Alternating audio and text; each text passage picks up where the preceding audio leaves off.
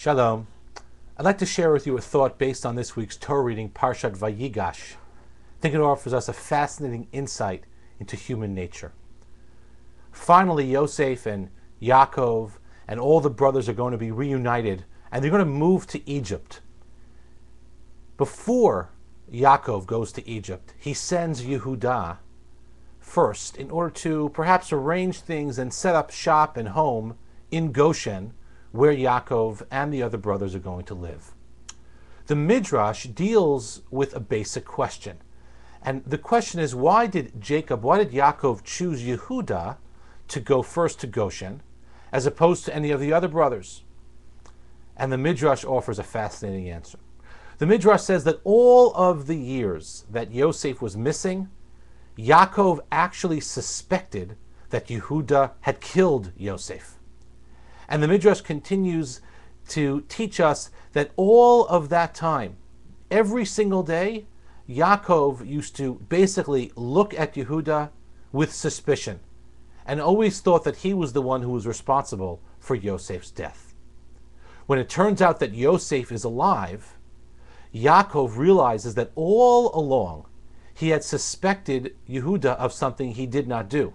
Now, of course, it is not the case that Yehudah is completely guilt-free, but he certainly wasn't guilty of murder. And all those years, Yaakov had suspected him of murder. And so perhaps as a reward, or perhaps as a way of showing Yehudah that Yaakov realized that he was wrong, that his suspicions of Yehudah were not founded, he gives Yehudah the great honor and the responsibility of going to Egypt, of going to Goshen, to set up the home where Yaakov was going to move. It's an amazing transition on the part of Yaakov. He spends a good part of his life angry, perhaps, at Yehudah, certainly suspecting him of murder.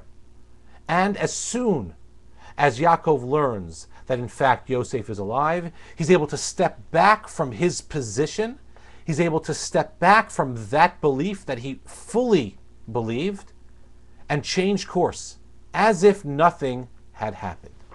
It is often the case that when individuals are not getting along, when there's a grudge, when perhaps the relationship is not what it should be, and then circumstances change, which give one or both parties in the disagreement the opportunity to change their stance, to see the other person a little bit differently, to recognize that the original suspicions or perhaps the reasons that were behind their original disagreement are no longer. Even so, sometimes we are so dug into our position that we can't see things from a new perspective. Perhaps that's because we want to be consistent. And if I was angry or upset or disappointed all of this time, it would be inconsistent of me to change my position. And so therefore, even if the facts are different, I'm not going to change my mind. It's sort of like the old joke where we say, "Don't confuse me with the facts."